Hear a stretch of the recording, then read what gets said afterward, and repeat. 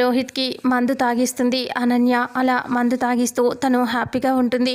ఇలా అనుకుంటూ ఉంటుంది. ఇక్కడ పరిస్థితి ఇలా ఉంది, అక్కడ దాని గదిలో దర్శన్తో తనెలా ఉందో దాని పరిస్థితి ఏంటో అని అనుకుంటూ ఉంటుంది అనన్య.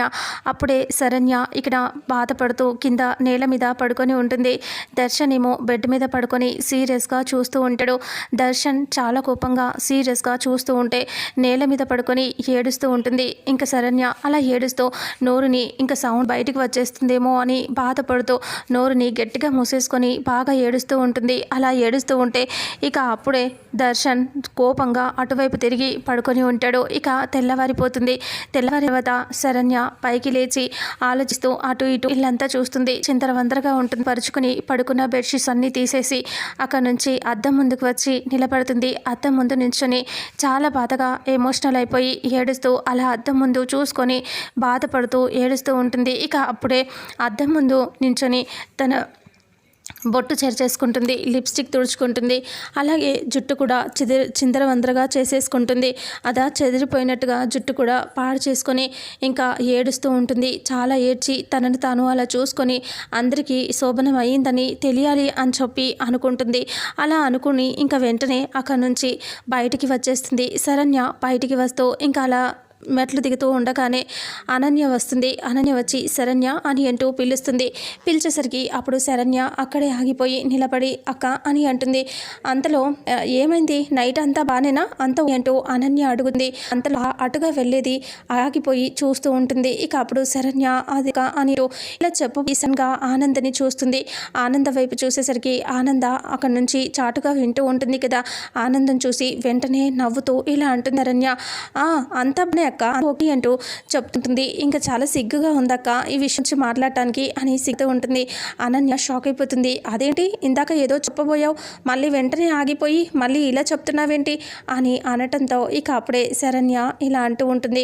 అదేం కాదు, రాత్రి అంతా చాలా నిద్ర లేదు, చాలా ఇబ్బంది పడిపోయాను అనుకో, అది ఆ విషయం చెప్పడం ఎలా అక్క, నేను చెప్పలేనులే అని అంటూ శరణ్య చెప్పు, నువ్వు బానే, నువ్వు ఓకేనా అని అంటే నేను అంతా ఓకే, కానీ నీ మీదే డౌట్గా ఉంది, నువ్వు దర్శన్ అసలు సరిగ్గా ఉంటున్నారా లేదా అని నాకు అనిపిస్తుంది, అందుకే డౌట్ వచ్చి నేను అడిగితే నువ్వేమో అంతా ఓకే అని ఫస్ట్ ఏమో ఏదో చెప్పబోయావు, మళ్ళీ ఆగిపోయి ఇప్పుడు అంతా ఓకే అంటున్నావు, నాకైతే నేను చూస్తే అనుమానంగానే ఉంది అని అంటూ అనేసరికి అదేం లేదు లేక ఆయన నన్ను చాలా ఇష్టపడతారు, ఆయనకి నేనంటే చాలా ఇష్టం, చాలా అభిమానం, చాలా ప్రేమ, ఆయన నన్ను అంత ప్రేమగా చూసుకుంటూ ఉంటే నువ్వు అలా అంటావేంటక్క అని అంటూ ఉంటే ఇంకా అప్పుడే అనన్య అనుమానంగా ఆలోచిస్తూ ఉంటుంది. ఇక అప్పుడే ఆనంద నవ్వుకుని ఆలోచించి ఇలా అనుకుంటుంది. దర్శన్ శరణ్యతో ఎలా ఉన్నాడో ఏంటో అని డౌట్గా ఉండేది, ఇప్పుడు తెలిసింది శరణ్య అంటే దర్శన్కి చాలా ఇష్టమని అర్థమైంది అని ఆనంద అనుకుంటుంది. అలా అనుకుని నవ్వుకుని అక్కడి నుంచి ఆనంద వెళ్ళిపోతుంది. ఆనంద వెళ్ళిపోవటం మళ్ళీ శరణ్య చూస్తుంది. అనన్య మళ్ళీ సరేలే నువ్వు బాగానే ఉన్నాను అంటున్నావు కదా, సరే నీకు ఏదైనా చెప్పాలనిపిస్తే తర్వాత చెప్తూ కానీ నేను వెళ్తాను అని అనన్య వెళ్ళిపోతూ ఉంటే శరణ్య అక్క ఆగక్క ఆగు అని అంటూ వెనకాల పరిగెత్తుకొచ్చేస్తుంది. వచ్చేసి ఇంకా ఇలా అక్క అని అంటే ఏమైంది, మళ్ళీ ఎందుకు పిలిచావు అని అనన్య అంటే ఇంకా అప్పుడే శరణ్య అక్కడే కూర్చొని చేస్తూ ఉంది. అప్పుడు అనన్య కూర్చొని ఇలా ఏంటి శరణ్య, ఇందాకనే కదా బాగానే నవ్వుతూ మాట్లాడావు, మళ్ళీ ఎందుకు ఏడుస్తున్నావు అని అంటూ అనన్య అంటంతో అప్పుడు శరణ్య ఇలా అంటుంది, అదే అక్క అసలు ఏం జరిగిందంటే అని అంటూ ఏడుస్తూ చెప్తూ ఉంటుంది. ఇలా జరిగిందక్క, ఆయనకి నేనంటే ఇష్టం లేదు, ఆయన వేరే ఎవరినో సమీరాని ప్రేమిస్తున్నాడంట, నేనంటే అసలు ఇష్టం లేదని చెప్తున్నాడు, నన్ను దగ్గరికి కూడా రానివ్వలేదు, నన్ను చాలా తిట్టేశాడక్క అని అంటూ శరణ్య ఏడుస్తూ చెప్తూ ఉంటే అనన్య అదేంటి, తను ప్రేమించిన విషయం ముందే కదా నీకు చెప్పాలి, సరే చెప్పలేదు, సరే ఆ విషయం చెప్పకుండా వాళ్ళ అమ్మగారికైనా చెప్పాలి, వాళ్ళ అమ్మగారిని ఎదిరించి పెళ్లి చేసుకోవాలి, లేదంటే ఏదో ఒకటి చేసుకోవాలి, అంతేకాని నిన్ను పెళ్లి చేసుకున్నాక నిన్ను ఇలా ఇబ్బంది పెట్టడం ఏంటి అని అంటూ శరణ్యతో అనన్య గట్టిగా అంటుంది. సరే పద అత్తయ్య గారికి ఈ విషయం వెంటనే చెప్తాం, ఆవిడ గారి కొడుకు ఇలా చేస్తూ ఉంటే ఎందుకు ఊరుకోవాలి మనం అని అనన్య అంటుంది. అప్పుడే శరణ్య వద్దక్క, వద్దు వెళ్ళొద్దు, చెప్పొద్దక్క అంటే తను చేసిన తప్పును దాచిపెడతావా అని అంటే, లేదక్క, ఆయన గురించి అత్తయ్య గారికి తెలిస్తే అత్తయ్య గారు బాధపడతారక్క, తను చాలా తట్టుకోలేరు, అందుకనే ఈ విషయం గురించి చెప్పొద్దక్క, ఇందాక కూడా అత్తయ్య గారు చాటుగా వింటున్నారని చెప్పలేదు కానీ అని అంటూ ఇంకా నా పరిస్థితి ఇలా అయిపోయిందక్క అని ఏడుస్తూ ఉంటే, అనన్య మరి చెప్పకుండా ఈ సమస్యకి పరిష్కారం ఎలా దొరుకుతుంది, అందరినీ అడిగితేనే కదా తెలుస్తుంది అని అంటే, వద్దక్క, అందరి మధ్యలో ఉండి ఇంకా అత్తయ్య బాధపడతారు, అవమానపడతారు, ఆయనకి నాకు మధ్యలో దూరం ఇంకా పెరిగిపోతుందే కానీ మేము మళ్ళీ దగ్గర అయ్యే పరిస్థితి ఉండదక్క అని అంటూ శరణ్య అంటుంది. అయితే సరే, మరి ఇప్పుడు ఏం చేద్దాం అనుకుంటున్నావు, ఆయనకి మంచిగా చెప్పి ఆయనని మంచిగా నీ దారిలోకి తెచ్చుకోవాల్సిన బాధ్యత నీదే ఉంది చూడు, నువ్వైతేనే మార్చుకోవాలి నీ ప్రేమతో అని అంటూ అనన్య అంటుంది.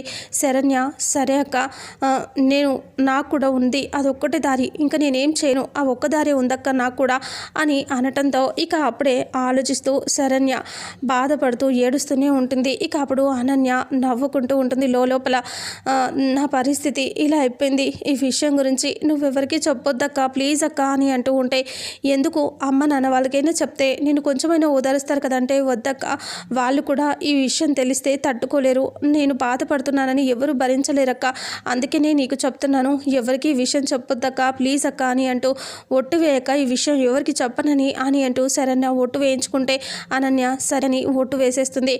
ఇంకా సరే ఈ విషయం గురించి ఎవరికి చెప్పొద్దు అని అక్కడి నుంచి వెళ్ళిపోతుంది. ఆ తర్వాత ఇంకా ఆనంద వాళ్ళ దగ్గరికి వేరే కొంచెం చారిటీ ట్రస్ట్ వాళ్ళు అక్కడికి వచ్చేస్తారు. ఆనంద బయటికి వస్తుంది. నమస్తే ఆనంద గారు అని చెప్పి పలకరిస్తారు. మేడం మీకోసం వచ్చాము, మీరు చారిటీ ట్రస్ట్ గురించి చెప్పారు కదా అని అంటే, అవును అని ఆనంద అంటుంది. అలా అనేసి వాళ్ళతో మాట్లాడుతూ ఉంటుంది. అంతలో అనన్య పైనుంచి వస్తూ ఉంటుంది. అయితే మీరు చారిటీ ట్రస్ట్కి డబ్బులు ఇస్తామని చెప్పారు కదా మేడం, ఎప్పుడు డొనేట్ చేస్తారు కదా, అలాగే ఈసారి కూడా ఇస్తామని చెప్పారు, అందుకే వచ్చాము అని అంటే, ఈసారి మీ కోడలి చేతుల మీదుగా ఇస్తామని కూడా చెప్పారు మేడం అంటే, అవును గుర్తుంది, నా కోడలి చేతుల మీదుగానే ఈసారి మీకు ఇస్తాను అని అంటూ ఆనంద చెప్తుంది. అలా చెప్పేసరికి ఇక వెంటనే అనన్య పైనుంచి స్టైల్గా పొగరుగా నడుచుకుంటూ వస్తూ ఉంటుంది. అనన్యని చూసి, అదిగో తనే నా మేడం మీ కోడలు అని అంటూ ఆనంద ఏమీ మాట్లాడుతూ, అంతలో వాళ్ళు ఇలా అనుకుంటూ ఉంటారు, ఆ అమ్మాయి ఎంత అందంగా ఉందో, ఆనంద మేడం గారి కోడలు కదా, నమస్తే మేడం అని అంటూ పలకరిస్తే నమస్తే చెప్తుంది. ఇంకా తనే కదా మేడం మీ కోడలు అని అనేసరికి అప్పుడే అనన్య అంటుంది, తను మా అత్తగారు కాదు, మా చిన్నత్తయ్య, తను మా అత్తయ్య పెద్దది, నేను ఇంటికి పెద్ద కోడల్ని అని పొగరుగా చెప్తుంది అనన్య. అలా చెప్పేసరికి ఇక అప్పుడే ఆనంద అలా చూస్తూ ఉంటుంది సీరియస్గా. ఇక అంతలో వాళ్ళు సైలెంట్ అయిపోతారు. నేను ఇంటి పెద్ద కోడల్ని చెప్పండి అని అనేసరికి ఇంకా అప్పుడే ఆనంద ఇలా అంటుంది. పక్కనే ఉన్న వాళ్ళు ఇలా అంటారు, మేడం అంటే మీ పెద్ద అబ్బాయికి రెండో పెళ్ళి, అవును రెండో పెళ్ళి జరిగింది, ఏదో అనుకోని పరిస్థితుల వల్ల అనుకోని కొన్ని దరిద్రాలకి మంచి జరగడం అంటూ ఉంటుంది కదా, అలాగే తనకి మంచి జరిగింది నా పెద్ద కొడుకు వల్ల అని ఆనంద అంటుంది. అలా అనేసి ఇంకా కొన్ని దరిద్రాలని చూడలేము చెప్పలేంలే, వాళ్ళ గురించి ఎందుకు అనేసి ఆనంద, తను నా కోడలు కాదు, నా కోడలు చాలా బాగుంటుంది, చాలా మంచిది, నా కోడలు చేత నేను చెక్ పంపిస్తాను అనేసి ఆనంద వాళ్ళతో చెప్పి పైకి వెళ్ళిపోతుంది. ఇక అప్పుడు అనన్యకి చాలా కోపం వస్తూ ఉంటుంది. వెళ్తూ వెళ్తూ అనన్యతో ఇలా అంటుంది, ఇంకా శరణ్య చెక్కు తెచ్చిస్తుంది, నువ్వు వెళ్ళి వాళ్ళకి కాఫీ తెచ్చివు అనేసి కోపంగా ఆనంద వెళ్ళిపోతుంది. అలా వెళ్ళిపోయేసరికి అనన్య, నా చేత కాఫీ ఇప్పించాలని చూస్తావా, అంటే ఇది చెక్కులు ఇస్తే నేను కాఫీలు ఇచ్చేదానిలాగా కనిపిస్తున్నానా, నీ సంగతి చెప్తాను అని అనన్య అనుకుంటుంది. ఇక అప్పుడే జ్యోతి అని కిచెన్లో పనిచేస్తున్న అమ్మాయికి చెప్పి వీళ్ళకి కాఫీ తెచ్చివు అని అంటే, సరే అని చెప్పేసి ఆ అమ్మాయి వాళ్ళకి కాఫీ తెచ్చిస్తుంది. అనన్య పైకి వెళ్ళిపోతుంది. ఆనంద వెళ్ళిన తర్వాత ఇలా అనుకుంటుంది, దాని చేత చెక్కు ఎలా ఇప్పిస్తావో నేను చూస్తాను అని అనన్య అనుకుంటుంది. ఇక ఆనంద అలా పైకి వెళ్ళిపోతుంది. శరణ్య అంతా మడత పెడుతూ ఉంటుంది బెడ్షీట్స్ అన్నీ. ఇక అప్పుడే ఆనంద వెళ్ళి, అమ్మ శరణ్య అని అంటూ చెక్ తన గదిలోకి వెళ్ళి చెక్ రాసి తీసుకొచ్చి శరణ్య గదికి వస్తుంది. వచ్చేసి, అమ్మ శరణ్య ఏం చేస్తున్నావు అని అంటే, పనిలో ఉన్నాను అత్తయ్య అంటే, ఇంకా కింద చారిటీ ట్రస్ట్ వాళ్ళు ఉన్నారు, వాళ్ళకి ఈ చెక్ తీసుకెళ్ళి ఇవ్వమ్మా అని అంటే, సరే అత్తయ్య, అయినా నేనెందుకు అత్తయ్య, మీరే వెళ్ళి ఇవ్వచ్చు కదా అని శరణ్య అంటుంది. నేనే వెళ్ళొచ్చు, కానీ ఇప్పుడు నేను వెళ్ళలేను, నువ్వు వెళ్ళి ఇవ్వమ్మా, నీ చేతుల మీదుగా ఇప్పిస్తానని చెప్పాను, నీ చేతుల మీదుగానే ఇవ్వు అని అంటే సరే అని చెప్పి శరణ్య తీసుకుంటుంది. ఇంకా ఏదో పనిలో ఉన్నట్టున్నావు కదా, ఆ పని అయిన తర్వాత వెళ్ళు అని ఆనంద చెప్తే సరే అత్తయ్య అని అంటుంది. మళ్ళీ ఆనంద కిందకు వచ్చి వాళ్ళ దగ్గర కూర్చుంటుంది. అంతలో శరణ్య ఒకతే ఉంటుంది కదా, చెక్కు తీసుకొని వద్దామని అనుకుంటూ ఉండగానే అనన్య అక్కడికి వెళ్తుంది. వచ్చేసి శరణ్య ఏంటి ఏం చేస్తున్నావు అని అంటే ఏమీ లేదక్క, ఇదిగో చెక్కు ఇవ్వమని అందుకనే ఈ చెక్కు తీసుకెళ్ళి ఇద్దామని అని అంటే ఏంటి చెక్కిస్తావా, ఇలాగే వెళ్తావా అని అంటూ అనన్య అంటుంది. ఏ అక్క ఏ వెళ్ళొద్దా అని అంటూ ఉంటే ఇలాగే వెళ్తావా, ఆనంద భైరవి కోడులు అంటే ఎలా ఉండాలి, నిన్ను చూడగానే అబ్బా అని వాళ్ళు ఫ్లాట్ అయ్యేలా ఉండాలి, అంతేకాని నువ్వు చీప్గా ఇలా వెళ్తానంటావేంటి అని అనన్య అంటుంది. ఏ అక్క బాగాలేదా అని అంటే బాగాలేదు అని అంటే మరి ఇప్పుడు మొత్తం రెడీ అవ్వాలంటే కష్టం కదక్క అంటే జస్ట్ ఫేస్ వాష్ అయినా చేసుకోపో అని అనన్య అంటే సరే అని వాష్ చేసుకోవడానికి ఆ చెక్ ఉన్న పేపర్ని అక్కడ పెట్టేసి శరణ్య లోపలికి వెళ్ళిపోతుంది. ఇంకా అప్పుడే అనన్య ఆ చెక్ తీసుకుంటుంది. తీసుకొని ఓపెన్ చేసి ఇంకా ఆ చెక్ని తను తీసుకొని ఇంకా అందులో 100 రూపాయలు పెట్టేసి అక్కడ పెడుతుంది. నీ కోడలు మంచిది, నీ కోడలు గ్రేట్ అని అనాలి అనుకుంటున్నావు కదా, నీ కోడలు ఇది నీది సంగతి చెప్తాను అనేసి అనన్య అనుకుంటుంది. అందులో చెక్ పెట్టేసి ఇంకా తీసుకొని డబ్బులు పెట్టేసి అనన్య అక్కడి నుంచి వెళ్తుంది.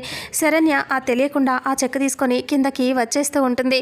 ఆనంద కూర్చుని నవ్వుతూ వాళ్ళ అక్కడ ఉన్న వాళ్ళతో చెప్తూ ఉంటుంది. అదిగో తనే నా కోడలు అని అనేసరికి సరే అని చెప్పి వాళ్ళు చూస్తూ అబ్బా ఎంత అందంగా ఉందో ఈ అమ్మాయి, ఆనంద భైరవి గారు అంటే ఎలాంటి కోడల్ని తెచ్చుకోవాలో అలా తెచ్చుకుంది అని అంటూ ఉంటే ఆనంద నవ్వుతూ చూస్తూ ఉంటుంది. ఇంకా అందంలోనే కాదు గుణంలో కూడా నా కోడలు బంగారం, అందుకనే నా కోడల్ని తెచ్చుకున్నాను నేను, చాలా మంచిది అనేసి ఇలా పరిచయం చేస్తుంది ఆనంద. అలా పరిచయం చేసిన తర్వాత ఇంకా నమస్తే చెప్తుంది శరణ్య. చెప్పేసరికి నమస్తే అమ్మా అని అంటూ మాట్లాడి పలకరిస్తారు. నువ్వు చాలా మర్యాదగా చాలా మంచిగా ఉన్నావని చెప్పి వాళ్ళు పొగిడేస్తారు. అప్పుడు ఆ తర్వాత అంతా మా అత్తయ్య గారి గొప్పతనం నాదేముంది అని శరణ్య అంటుంది. అయితే ఆ చెక్కును తీసుకోండి అని అంటే శరణ్య చేతుల మీదుగా వాళ్ళకి చెక్ ఇస్తే సరే అని అది తీసుకొని మేడం వస్తామనేసి వాళ్ళు వెళ్ళిపోతూ ఉంటారు. ఇంకా అప్పుడు బయటికి వెళ్ళిన తర్వాత ఎంతకైనా మంచిది ఒకసారి చెక్ చేయండి, 2 లక్షల చెక్ ఇస్తానన్నారు కదా, 2 లక్షలు రాశారో లేదో అని అంటూ అనేసరికి సరే అని ఓపెన్ చేసి చూస్తే 100 రూపాయలు ఉంటాయి అందులో. అది చూసి ఒక్కసారిగా ఇదేంటి 100 రూపాయలు ఉన్నాయి, చెక్ లేదేంటి అని అనుకుని లోపలికి వచ్చేస్తారు. వచ్చేసరికి ఆనంద మేడం అని అంటూ పిలిస్తే ఆనంద మళ్ళీ వస్తూ ఉంటుంది. ఇక ఇంతటితో రేపు రాబోయే ఎపిసోడ్ ఎండ్ అవుతుంది.